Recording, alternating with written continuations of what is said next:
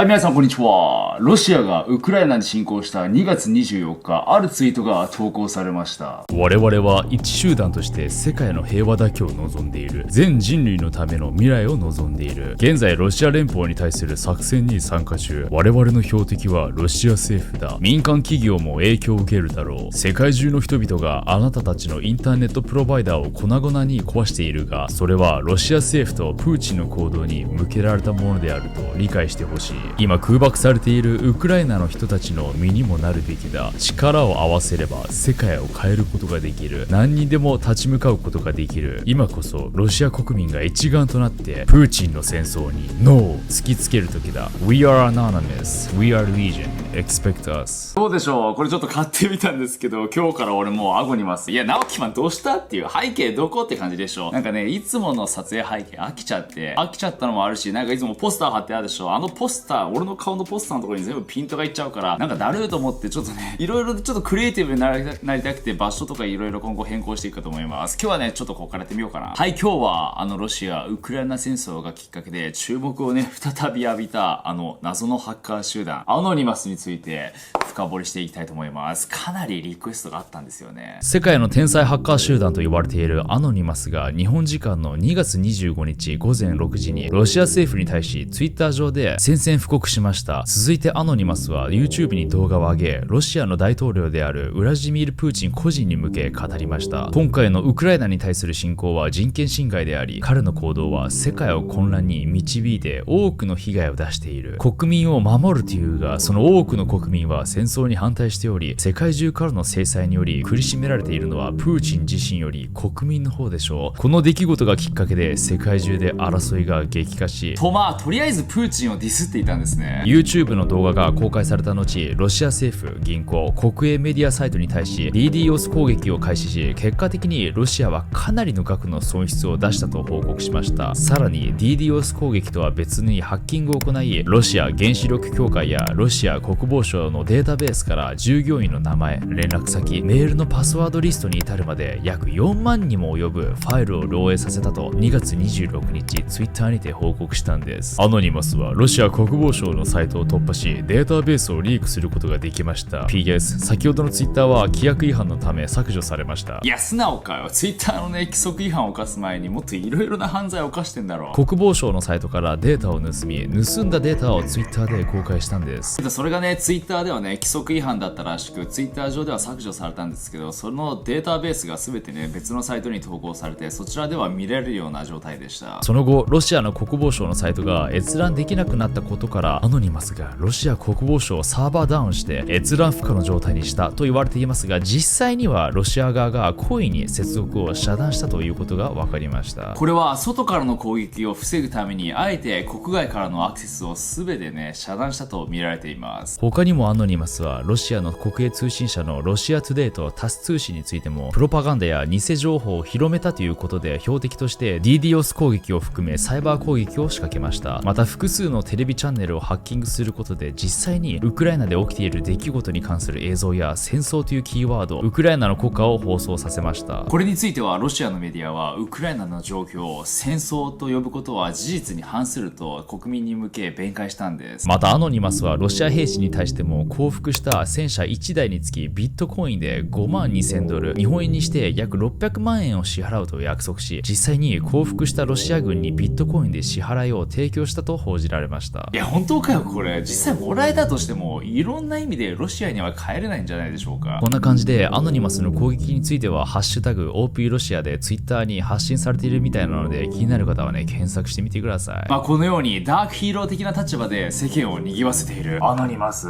みんなね、彼らのことをある程度知っているとは思うんですけど、そもそも彼らは誰なのか、彼らの目的は何なのか。そもそもアノニマスの名前の由来は英語の Anonymous って意味は匿名。昔の2ちゃん、今でいう5ちゃんでコメントするときに7しさんって表示されますよね。それと同じでアメリカにも4ちゃんっていう掲示板があって、そこでアノニマスと表示されているんです。なぜそこから国際的ハッカー集団アノニマスが誕生したのか。2003年頃からの4ちゃんでのやり取りから、デモや抗議活動の呼びかけに参加した人たちが掲示板で使っていたアノニマスをそのまま名乗った集団へと発展していったというわけです。掲示板から始まる抗議活動は2006年頃から本格化し、当時テレビでは流せない政府や企業にとっての不都合な真実を暴露するウィキリークスを支持する社会運動へと変わっていきました。2012年12月22日、アノニマスが集めたあらゆるね非公式の情報を集めたサイトタイラーが開設されました。タイラーのサイト内では全てのやり取りが暗号化され、どんな情報をアップロードするかは完全に自由。 YouTube や Twitter のように不適切なコンテンツのように消去されましたなんてことは起こりません。登録する人は本名も顔写真も自分を証明するものの記載は何一つありません。このサイトを利用する人はコミュニティを作り、友達になり、ファイルやメッセージを交換、チャットを行うことができるそうです。どの国の政府も知ることができない、ある意味ね完全なダークウェブだったんです。ただし一般のね方にも利用できることは目指していたんですけど、2013年の時点ではまだまだベータ版で一般人がね登録することすら難しかったそうです。ただ2022年の今現在、匿名サイトタイラーがどうなっているかは情報がないので、サイト自体がなくなったのか、もしくは僕たちが知らないところで稼働しているのかもしれません。そしてアノニマスといえばこのヒゲのある仮面、こちらがトレードマークですよね。基本的にアノニマスの行動規範は武器を持参しない、適切な服装をする、生活を妨害されないために顔を隠すというのがあるので、活動するときには匿名性を守るために活動を妨害されないようにこのお面をつけているんです。でもなぜこの仮面なのか。1605年11月5日、仮面のモデルとなった人物のガイ・フォークスという男は仲間と共にイングランドで行われている観印式に出席する予定だった国王のジェームズ1世らを爆発によって殺害しようと計画していました。しかし密告によりフォークスは逮捕され、仲間のことを教えるよう当時ロンドン島に存在した一室で尋問と拷問が行われたんです。その後憔悴しきったフォークスによって仲間の名前が漏れて、1606年1月22日にフォークスと8人の仲間の裁判が開かれました。その後有罪が決定し、1606年1月30日、4人は刑の一環として網垣に乗せられ、ロンドン島からウェストミンスターのオールドパレスヤードまで馬車に引きずられ回されることとなりました。そして次の日の1月31日に他の仲間と首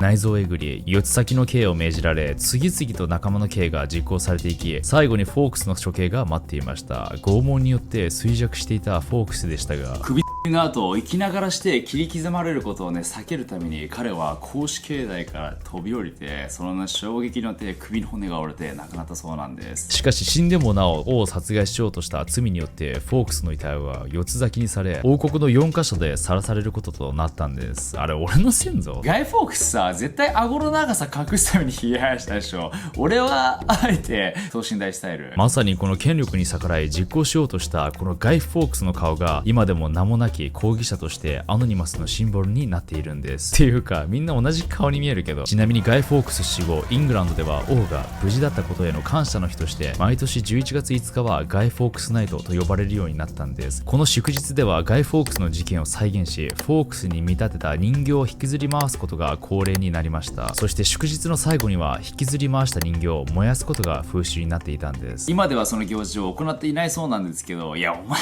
らもやってること大概やで。そしてね、アノニマスを表すもう一つのシンボルがこちら、頭がなくハテナになっていますよね。これはアノニマスは特定の指導者がいない、まさに頭のない組織だということを表しているんですね。アノニマスのコード活動はその都度賛同者を募り、参加したい人たちは要は自分の意思でね自由に参加できるということなんです。といってもアノニマスの全ての人が天才ハッカーというわけではなく、一般組織と同様に穏健派と武闘派で分かれているんですね。多分みんなが想像しているアノニマスはいわば武闘派アノニマスに分類されるんです。武闘派はサービス停止、混乱を目的としたサイバー攻撃やハッキングによる人物特定、情報の抜き取り、リークといった方法で抗議活動をしています。逆に穏健派はデモ活動やツイートといった合法的な方法で抗議活動を行っているんです。ただやっぱり世界的なニュースになったり注目を集めるのはね、この武闘派のアノニマスになっています。中二心をねくすぐられるのもこっちの武闘派ですよね。意味不明なコードを解読し、ダークヒーローのように飾らずスマートに行動する。みんな一度は憧れたことあるでしょう。ただそんな天才ハッカーたちもたまにミスはするんですね。2012年6月20日、日本で違法アップロード・ダウンロードの刑罰化に関する法律が可決されました。これに対してアノニマスは日本政府と日本レコード協会に宣戦布告。そのの後ツイッターでも日本人に向けたメッセージを掲載し、攻撃する予定であるターゲット機関企業を次々とツイートしていったんです。その後実際に日本の主要政治機関にサイバー攻撃を開始しました。実際に攻撃されたのは財務省サイト、自民党公式サイト、民主党公式サイト、裁判所、そして特定の法律事務所でした。このサイバー攻撃を受けた霞ヶ浦河川事務所のサイトはアクセスできない状態になり、それが1週間近く続いたんです。ただこの霞ヶ浦河川事務所が標的になったことに関しては、霞が関と間違えたのではと指摘されたんです。この指摘を受けたアノニマスは、昨日は忙しいだった、でもちょっとミスりました、誤爆ごめんな、やっぱり日本語は難しいとツイートし、日本の中枢である霞が関を霞ヶ浦と間違えてしまって誤って攻撃してしまったことを認めたんですね。いやこれ本当かよ。逆にね、こういうところが人間味あっていいのかもしれないけど、そんなハッカーたちからの被害を VPN サービスを展開する NordVPN SA が過去15年間でハッカーに最も狙われた国トップランキングとして発表しました。これはアメリカの戦略国際問題研究所が2006年から2021年の間に各国で起きたサイバー攻撃、主に政府機関やハイテク企業が100万ドル以上の損失を受けた事案をもとに作られたランキングになっています。いきなり1位を発表したらつまらないので、まず僕たちが住んでいるこの日本が何位なのかみんな当ててみましょうか。なんと日本は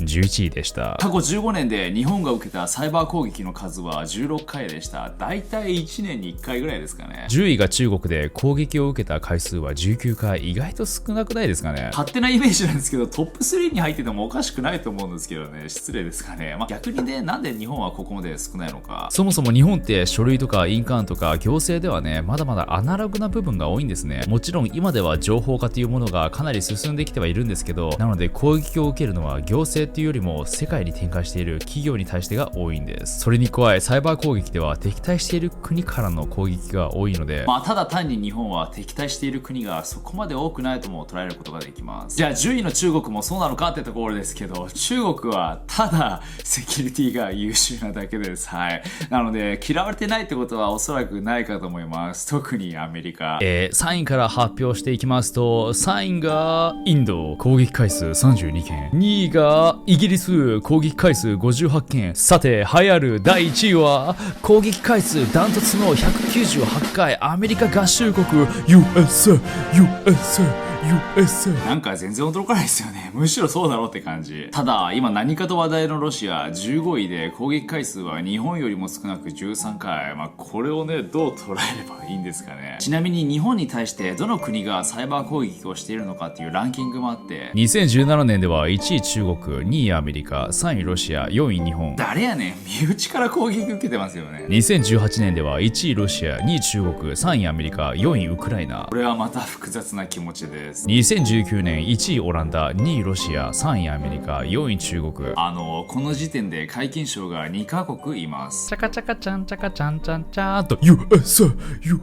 2012年1位ロシア、2位スイス、3位アメリカ、4位オランダ。ここでヨーロッパからの攻撃が増えたように見えるんですけど、これは実際他の国が規制の緩い国のサーバーを経由して攻撃していると考えられているそうです。実際世界でここまでね、影響力を持つハッカー集団、どんな人たちがなるのか気になりますよね。普通に生活してたら急にうるってならんよね。これは常に被ってないと思うけど。さっきも言ったように基本的には個人の自由でアノニマスになることもできると言いましたけど、実は PO2ON というハッキングの大会が開催されていて、そこでハッカーたちがハッキングの腕を競い合っているんです。その年によって Windows、Apple、Tesla と参加企業が違ったりするんですけど、基本的には企業が用いるソフトウェアの侵入、改ざん、遠隔操作といった項目ごとに高額賞金がもらえるシステムになっているんです。この大会は悪質なハッカーよりも先にバグやシステムの穴を発見する目的として行われており、この大会に出ることは名声と賞金を手に入れられるホワイトハッカーにとって最高のハッキングコンテストということなんです。ここに参加している人たちが未来のアノニマス、あるいはね、今すでにアノニマスになっている人たちなのかもしれません。今回のロシアへのハッキングが正義か悪か、それはね、それぞれの視点で解釈が変わるのは当たり前なんですけど、ただ今回の件ね、ね、ロシアはただおとなしくね、黙っているわけではなかったんですね。米情報セキュリティ企業のマンディアントなどによると、ロシア側も1月半ばからウクライナ政府や企業へのサイバー攻撃を本格化させていたみたいで、ウェブサイトのアクセス障害やウクライナ市民の SNS を乗っ取り、偽情報の拡散を試みていたようなんです。関与したとされるのは、ロシア情報機関の関連組織やベラルーシ政府が支援する集団とされ、マンディアントの担当者は、ロシア側は統制が取れた高度な技術を持つ集団と指摘したんです。米情報セキュリティ会社クラウドストライクでサイバー攻撃の分析を指揮するアダム・マイヤーズ氏によると、ロシアが経済制裁への報復のため、今後ウクライナだけではなく日本、アメリカ、欧州に対する攻撃に移る可能性が高いと指摘したんです。政府や企業はシステムの脆弱性を特定するなど十分に備える必要があると警鐘を鳴らしているんですね。ここでもしロシアのアノニマスが出てきたら完全なドロドロしたサイバー戦争にもなる可能性があると。逆に言うとロシア国内にいるアノニマスたちがロシアをね、弱体させることだってあり得るわけですよ。実際ロシアが国外からのサーバーアクセスを制限した後の3月23日、ロシア大衆紙コムソモリスカやプラウダが電子版ウェブサイトの記事にハッキングされ偽情報が挿入されたと発表したんです。もともとこのウェブサイトの21日の記事にはロシア国防省の情報として死者数のほか16,153人が負傷したと掲載していたんです。しかしロシア国防省の戦死者数の詳細に関しては3月2日に498人が戦死したと発表して以来国民に公表していないんですね。それが急に23日の記事でウクライナ侵攻によるロシア軍の死者が9861人に上がったという文章が記載されたんです。ロシア政府は直ちにこの部分の文章を削除。このね、記事の改ざんは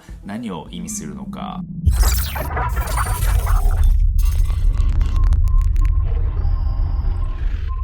どうでしょう皆さん。国際的ハッカー集団アノニマス。彼らはね、完全なダークヒーローですよね。国民、みんなのために行っているということだけど、それはまあ一方では犯罪。彼らは彼らなりのね、正義を貫いてますけど、もし今後ね、どんどんデジタル化していって社会がメタバースの世界とかになったら、もうそのサイバー攻撃がかなり致命的にね、社会に大ダメージを与えることになりますよね。責任が重大になってくる。皆さんはどう思いますか？彼らの行動は正義なのか悪なのか、ぜひ聞かせてください。それでは皆さんご視聴ありがとうございました。